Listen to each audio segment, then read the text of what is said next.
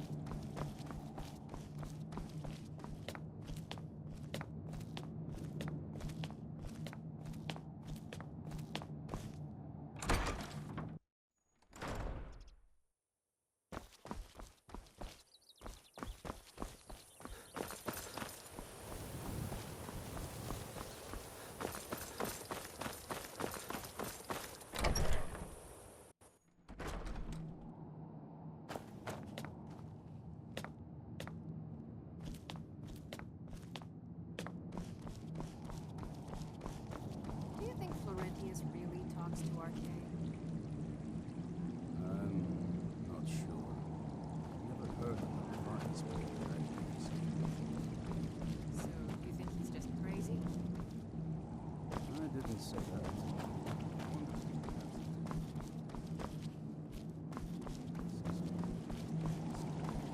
I suppose we're all a little crazy to be here, right?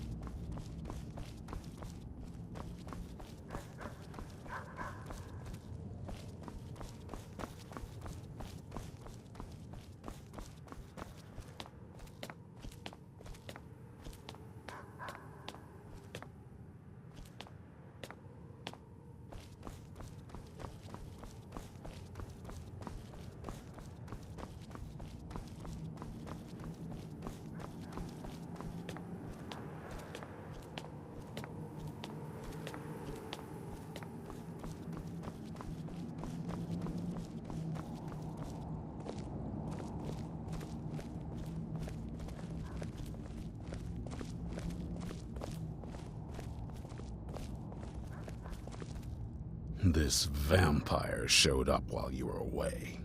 I'm guessing it's the one you found in Dim Hollow Crypt. Says it's got something really important to say to you. So let's hear it. You probably weren't expecting to see me again. I'd rather not be here either, but I needed to talk to you. It's important, so please just listen before your friend here loses his patience. Well, it's about me, and the Elder Scroll that was buried with me. The reason I was down there, and why I had the Elder Scroll. It all comes back to my father. I'm guessing you figured this part out already, but my father's not exactly a good person, even by vampire standards. He wasn't always like that, though. There was a turn. He stumbled onto this obscure prophecy and just kind of lost himself in it. It's pointless and vague, like all prophecies. The part he latched onto said that vampires would no longer need to fear the sun. That's what he's after. He wants to control the sun. Have vampires control the world. Anyway, my mother and I didn't feel like inviting a war with all of Tamriel, so we tried to stop him. That's why I was sealed away with the scroll.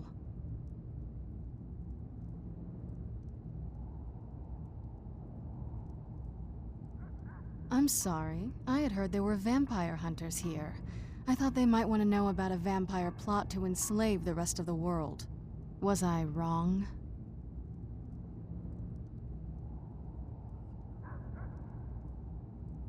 Well, let's move then. I'm nothing if not persuasive.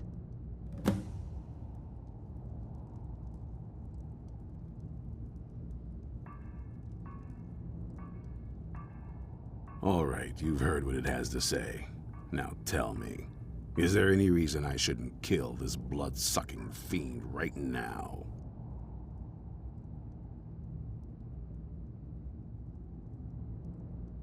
Why? Because of that story about the prophecy, about some vampire trying to put the sun out?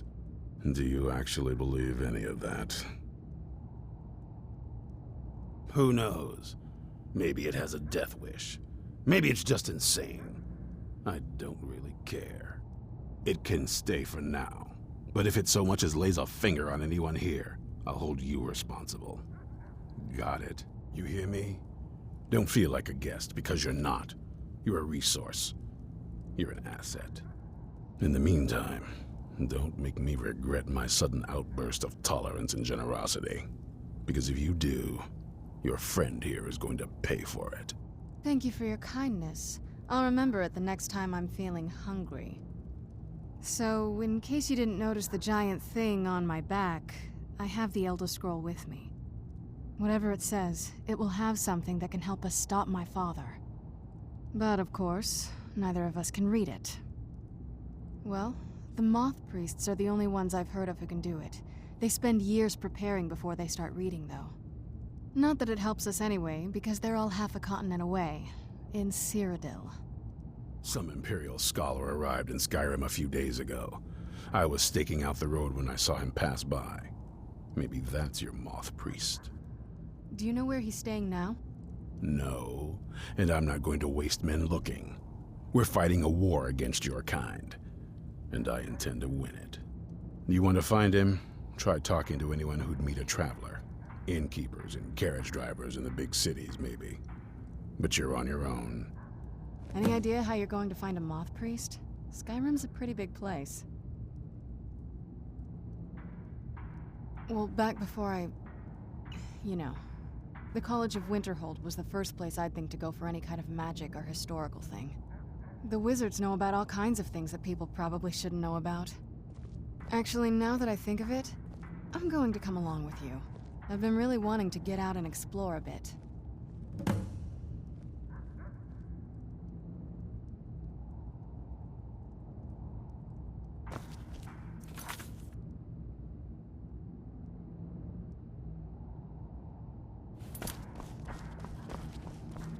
I knew it would come to this one day. I knew. And no one knew.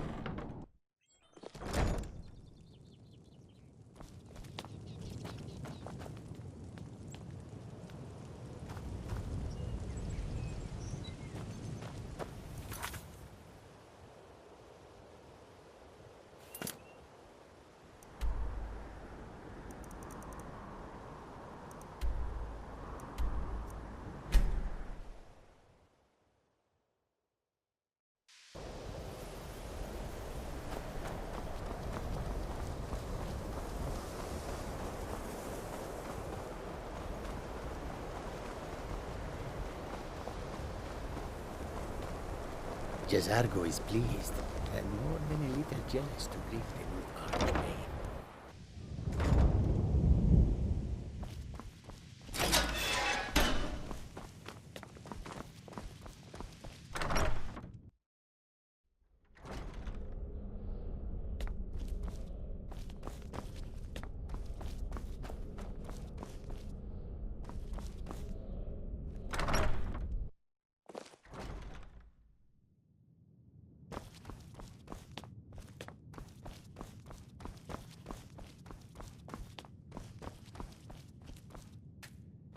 Archmage or not, my rule's about book.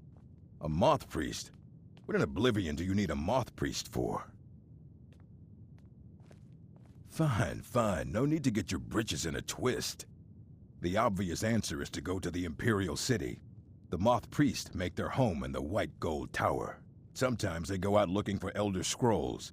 Lucky for you, there's a Moth Priest in Skyrim right now, doing just that. He stopped in to do some research in the library, then left for Dragonbridge. If you hurry, you might catch him there.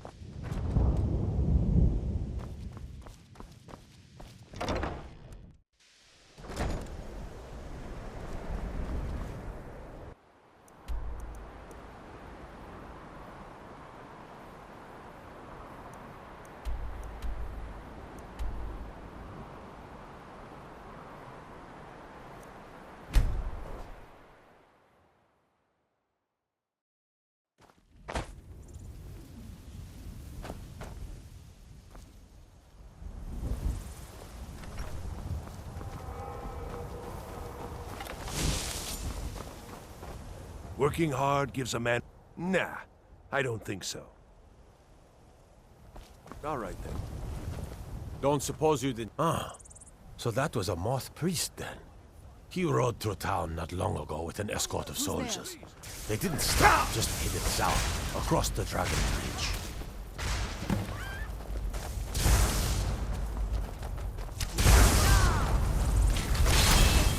Nothing.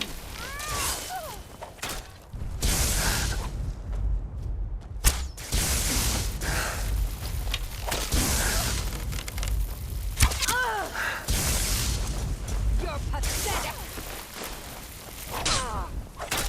Still remember how to fight.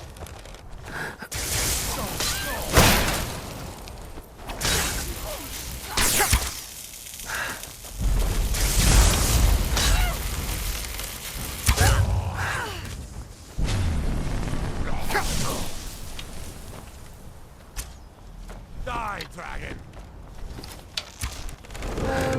What have you got?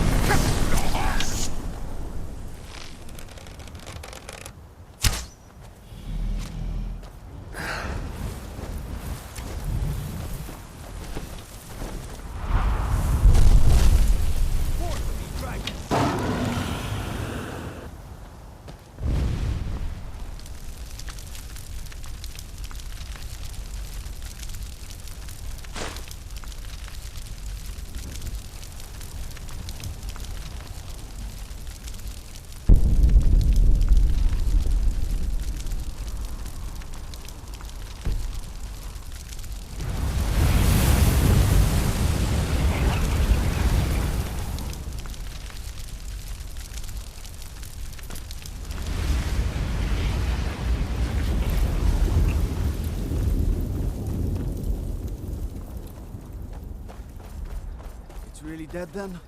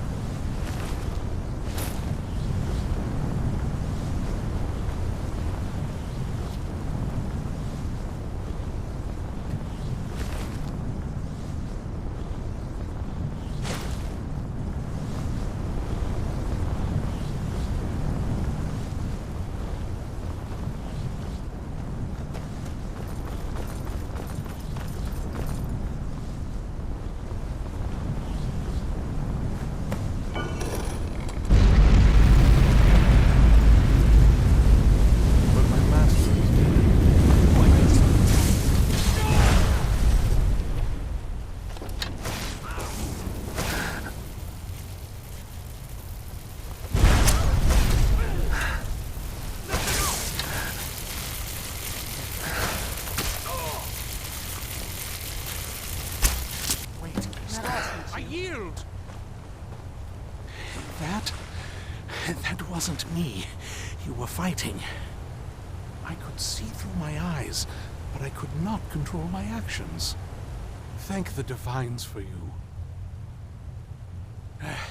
I'm quite all right, thanks to you. Dexian Evicus is my name. I'm a moth priest of the White Gold Tower. These vampires claimed they had some purpose in store for me, but they wouldn't say what. Probably hoping to ransom me, the fools. You do? All right then, enough mysteries.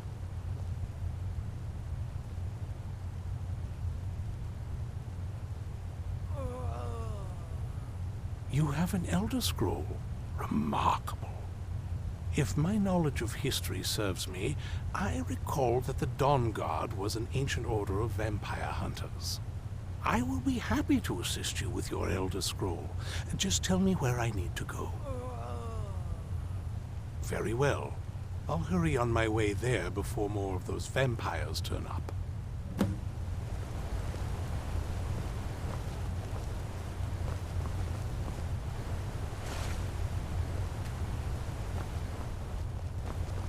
So far, this hasn't been too bad. That's a long story. I guess we kind of have to go way back, to the very beginning. Do you know where vampirism came from? Exactly. The first vampire came from Molag Bal. She was not a willing subject, but she was still the first. Molag Bal is a powerful Daedric lord, and his will is made reality. For those willing to subjugate themselves, he will still bestow the gift, but they must be powerful in their own right before earning his trust. The ceremony was degrading. Let's not revisit that. But we all took part in it. Not really wholesome family activity, but I guess it's something you do when you give yourselves to a Daedric lord. Well, you've met most of us. My father's not exactly the most stable, and eventually he drove my mother crazy with him. And it all ended with me being locked underground for who knows how long. It's definitely been a bad thing, on the whole. A cure? Why even think of it that way? I can't think of any reason I'd want to lose this gift, especially after what I did to get it. It may have driven my family apart, but I'm still here, and I'm alive. I won't give this up.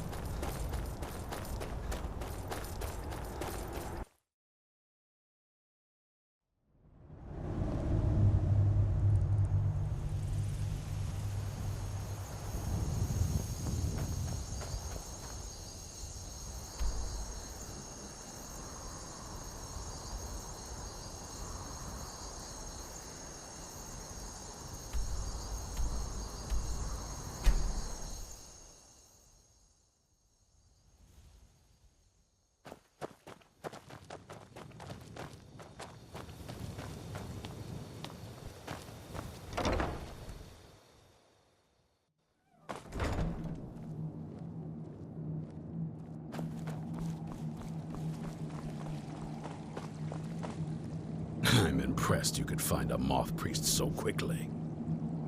For the reading? Yeah. Just let the old man know when you're ready.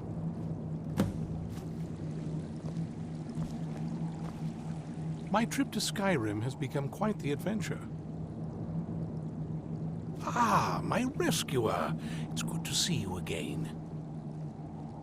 It's not exactly the hospitality I'm used to, but your man Isran has seen to my needs well enough. And might I add, this is a remarkable fortress. I have colleagues back home that would love to study this place in detail. Oh, most certainly.